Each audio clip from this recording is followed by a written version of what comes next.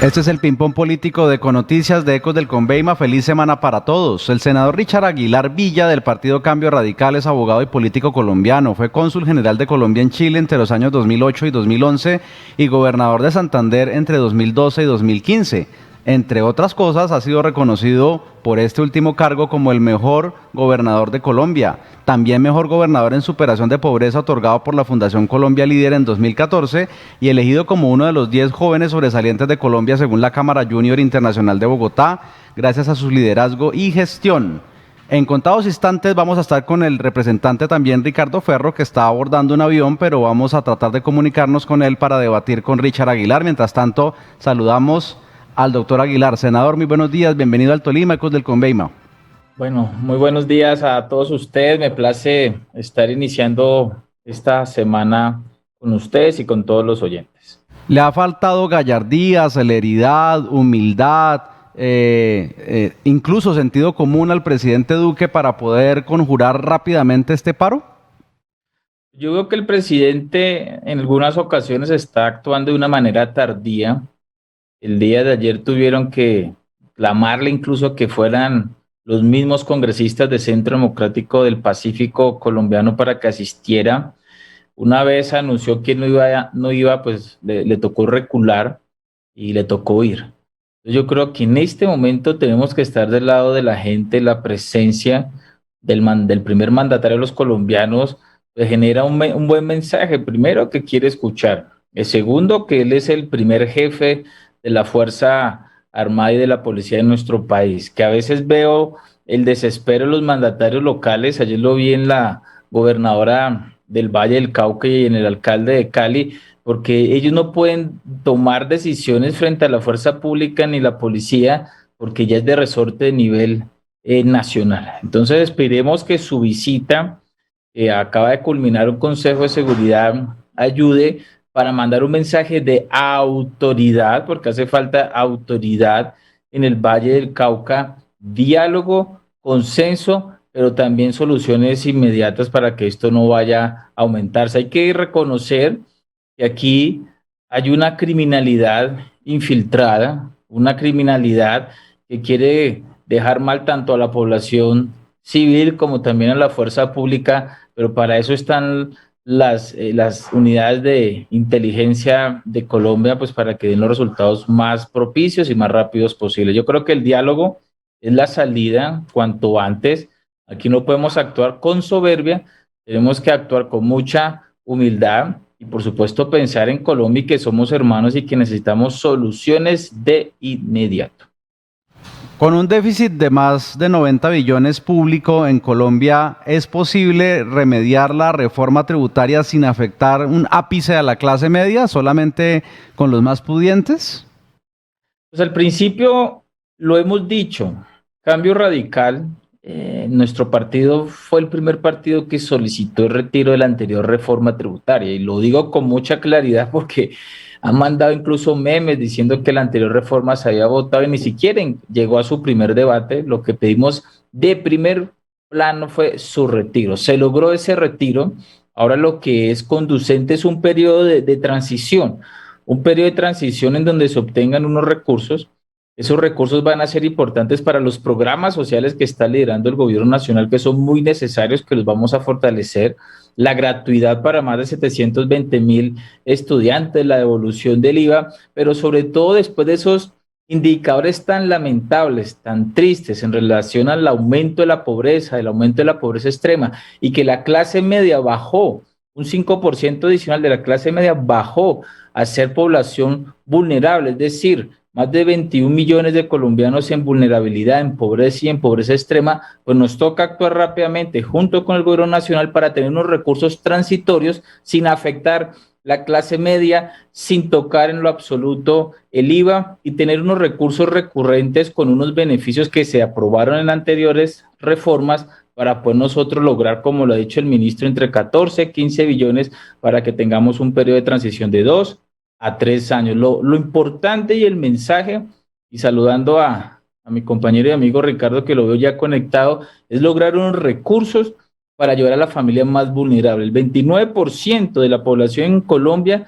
se está alimentando con 2 comidas al día. y hay más de 180.000 familias en nuestro país que se alimentan una vez al día. Esas cifras son tan preocupantes y tan tristes que no hay espera para poder actuar por parte del Gobierno Nacional y del Congreso de la República. El representante de la Cámara por el Tolima y del Centro Democrático, Ricardo Ferro, pertenece a la Comisión Segunda y a la Comisión Accidental para el Seguimiento al Plan Nacional de Vacunación.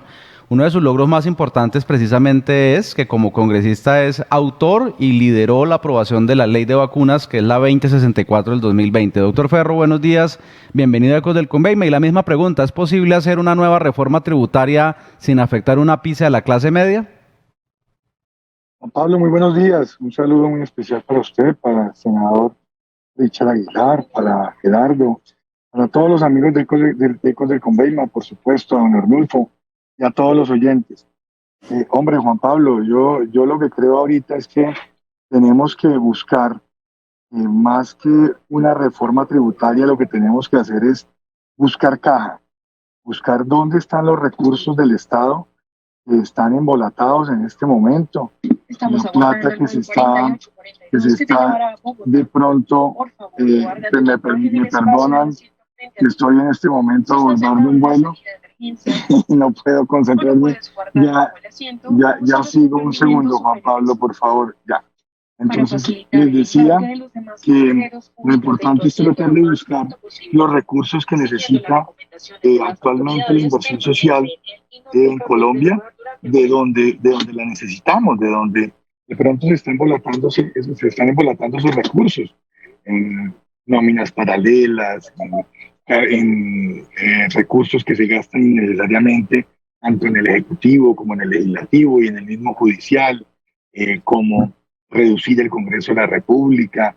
Hay unas apuestas un poco más arriesgadas, pero que también toca considerarlas, como revisar el tema de anticipar utilidades del Banco de la República, hombre, y otras medidas que se puedan tomar, pero tiene que haber unas líneas rojas porque yo no puedo pensar en inversión social en lo que tiene que ver con lo que vamos a gastar, si por otro lado en los ingresos tengo que tocar algo que tenga que ver con el tema social. Aquí la pandemia ha golpeado muy duro a todos los colombianos y por lo mismo aquí no se puede pensar en que vamos a meterle la mano al bolsillo a los colombianos. Aquí lo que tenemos es que buscar cómo podemos reducir gastos, cómo podemos anticipar utilidades del Banco de la República, cómo podemos igualmente garantizar que las empresas puedan darle una mano al Estado, aquellas empresas que han venido durante los últimos 2, 3 años asumiendo unas cargas en materia de impuestos que nos den una mano y que si pensábamos nosotros en quitar esos beneficios en estos años siguientes, que podamos mantener esos ingresos del Estado por lo menos 2 o 3 años más. Yo creo que por ahí tiene que estar cualquier tipo de búsqueda de recursos para el Estado colombiano en medio de esta pandemia, Juan Pablo. Gracias, doctor Ferro. Doctor Aguilar, ¿es posible que el Congreso se autorreforme y reducirlo? Y también reducir, por ejemplo, las UTL. Pues aquí no debe existir lo que yo denomino la hipocresía legislativa, porque este cuento lo vengo escuchando antes de ser senador.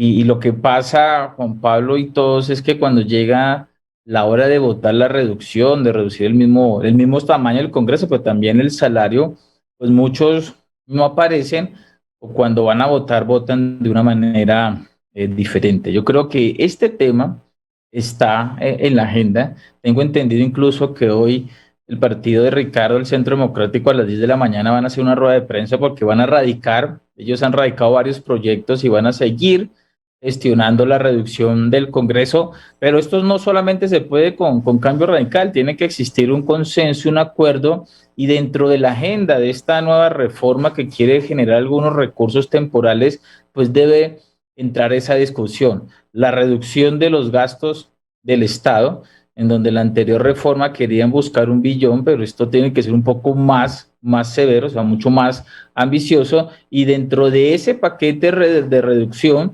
también debe estar lo del Congreso. En cuanto a la reducción del número de congresistas, yo creo que el debate se debe centrar también dentro del salario, pero bueno, yo siempre lo he dicho abiertamente, en las votaciones las pueden revisar, siempre cuando sale ese tema, gastos de representación, siempre voto a favor de dicha reducción, pero muchos de manera así sorpresiva se esconden, se escapan a última hora. Ojalá exista conciencia, sinceridad y que no exista esa hipocresía legislativa que van diciendo algunas cosas en público, en los medios, pero a la hora de votar toman otra actitud. Bienvenido a ese debate y por supuesto estaremos ahí, como siempre, con coherencia, dando el voto. Doctor Ferro, usted y yo conocemos muy bien a José Manuel Restrepo, el nuevo ministro de Hacienda, antes ministro de Comercio, Industria y Turismo. Conocemos su talante, conocemos su profesionalismo, conocemos su capacidad e incluso conocemos no solamente sus habilidades para trabajar, sino también para comunicar. Es una persona elocuente, conciliadora, que seguramente podrá llegar a un gran acuerdo para reformarnos. ¿Será posible que con José Manuel Restrepo se logren esos acuerdos para la tributaria? Hombre, yo creo que el doctor José Manuel Restrepo tiene un reto muy grande en este momento, porque, pues como lo decía el senador Richard Aguilar, estamos frente a una necesidad de entre 14 y 15 billones de pesos para el país. Y tendrá el ministro José Manuel ya al frente del Ministerio de Hacienda, buscar que esos recursos se puedan garantizar en los próximos días, porque también tenemos una situación difícil en lo que tiene que ver con el tema internacional, con las aseguradoras de riesgo y con la confianza que se ha tenido históricamente en nuestro país. Aquí no se puede jugar con la economía y por eso considero un gran acierto por parte del presidente Iván Duque haber puesto al frente del Ministerio de Hacienda al doctor José Manuel Restrepo.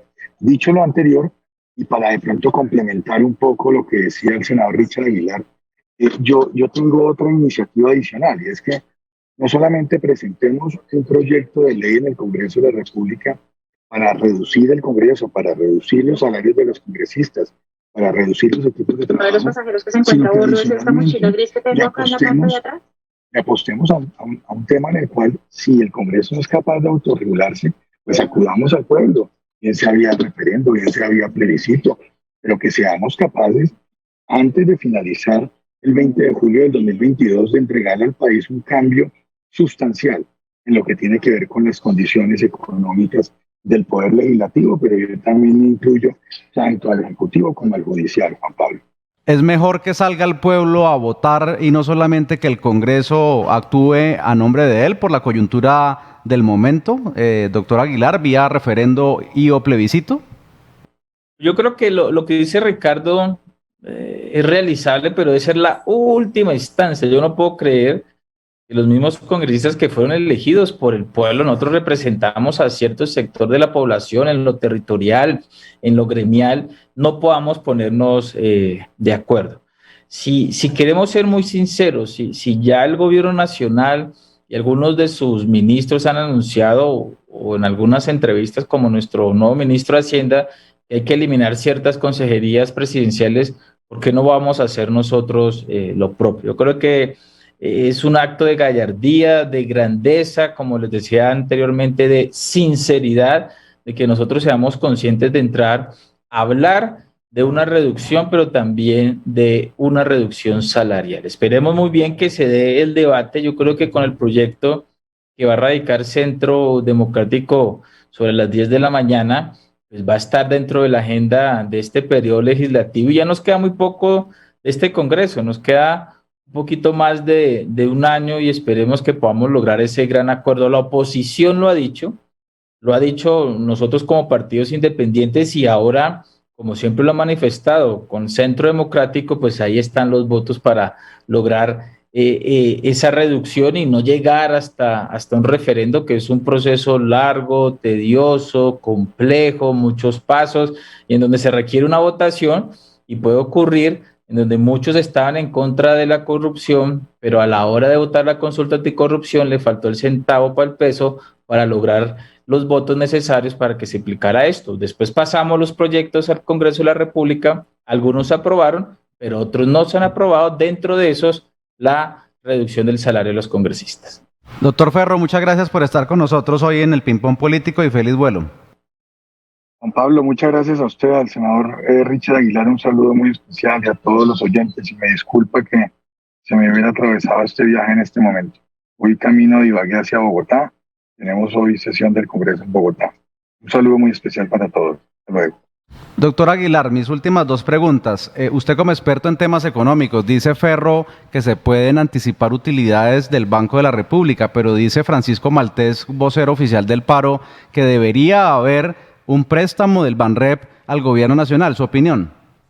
Bueno, primero no se puede anticipar utilidades, eso lo manifestó el Centro Democrático, pero no se puede porque ya el Banco de la República dijo que este año va a tener utilidades negativas, es decir, menos 122 millones de dólares. Así que como tuvimos el año pasado 6.5 billones de utilidades, este año no va a ocurrir lo propio, ni tampoco va a ocurrir para el próximo año. Entonces, esa grandiosa idea de anticipar no se puede realizar. Y en relación al banco, a la emisión o el préstamo por parte del Banco de la República, recuerden que nuestra Constitución manifiesta que se necesita la unanimidad de los miembros de la Junta y no hay un acuerdo unánime para que se llegue a dar un préstamo al gobierno nacional. Pero miren, este proyecto de alivios económicos, de reactivación económica y social, como se debe llamar, va a ser muy sencilla, no va a superar los 20 artículos, porque ya mismo la ANDI ha manifestado varias opciones, que se posterguen unos descuentos, que se mantenga para las empresas la misma tarifa de renta por 2 años, en donde también se incluya la venta de ISA, que va a tener 14 billones, algunos trámites administrativos en la DIAN. Les doy un ejemplo, hay muchos contribuyentes que tienen un impuesto para pagar, pero tienen multas más los intereses, pero si se les quita esas multas y los intereses y solamente pagan el capital, ellos están dispuestos a pagar, porque incluso con esa multa de intereses la deuda se puede duplicar. Entonces vamos a ser muy recursivos, nosotros tenemos unas propuestas muy buenas, la normalización de capitales, de la omisión de activos o la inclusión de pasivos inexistentes, colocar un porcentaje del 17% es muy alto. La gente que no ha declarado y tiene, por decir, activos por fuera del país o activos acá no declarados, se les dice, pues bajemos un poco esa tarifa y ahí tendríamos más recaudos sin tener que recurrir al préstamo del Banco de la República, que no va a pasar porque no hay unanimidad en su junta. Podremos tener unos recursos de gran importancia para ese periodo de transición que puede ser de 2 años o de 3 años. Y mi última pregunta, senador Aguilar, como hijo del coronel Aguilar, quien fue el personaje del siglo pasado que pudo dar de baja al capo más criminal de la historia del mundo, Pablo Escobar Gaviria, ¿usted qué cree que está pasando hoy con los narcos? ¿Están del lado de la izquierda, de la derecha? ¿Están con todos? ¿Están por todo lado? ¿Y tienen mucho que ver con lo que está sucediendo hoy en Colombia? Mire, el general Vargas, el comandante de la policía, ha manifestado que lo que está ocurriendo en el Pacífico y en el Valle del Cauca es lo que yo les decía al principio, se está infiltrando el narcotráfico, la criminalidad, el narcotalia también, las disidencias del ELN, y pues cuando vemos nosotros videos en donde hay pagos por parte de hombres a manifestantes que son encapuchados, que no son los manifestantes que están reclamando legítimamente, que tienen desesperanza, que tienen incertidumbres, pues esa mezcolanza lo que hace es empañar, primero que todo, la protesta pacífica y segundo, mancillar el papel de la fuerza pública y de la policía, que ese es el propósito de desestabilizar. En Cali y en el país se necesita mayor autoridad, presencia de la autoridad, no solamente política, sino también de nuestra fuerza pública y de policía, y entender con contundencia de que si están civiles disparando, pues no es la gente de bien, son personas que si tienen una UCI, yo ayer veía videos en Cali con una UCI, ese tipo de armamento no la tiene como tenencia una persona normal, la tienen delincuentes que, reitero, que quieren afectar también la estabilidad del Valle del Cauca. Así que el llamado tan sencillo, y lo han hecho muchos congresistas, es presencia institucional, negociación, pero negociación sincera, sin soberbia, una negociación que tiene que ser rápida. No puede ser el gobierno está actuando después del clamor de la ciudadanía. Tiene que anticiparse a ese malestar, así como retiró la reforma tributaria, pues tiene que anticiparse a hablar con la comunidad, no con unos pocos. Y por supuesto el acompañamiento de la fuerza pública y también de las autoridades locales. Yo vi ayer muy desesperada, Juan Pablo, a la gobernadora del Valle del Cauca. Ella siempre que habla en tono menor, ayer la vi desesperada, con razón, pero también vi al alcalde del Cali. Así que si esto lo ponemos en un espectro político de izquierda y derecha, nos vamos a equivocar, porque aquí lo que tenemos que pensar es en nuestros colombianos y sobre todo en esos departamentos que están acechados por la criminalidad. Qué buena aclaración. Muchas gracias, senador Richard Aguilar, por estar con nosotros hoy en Econoticias. Feliz semana. A ustedes una feliz semana. Gracias.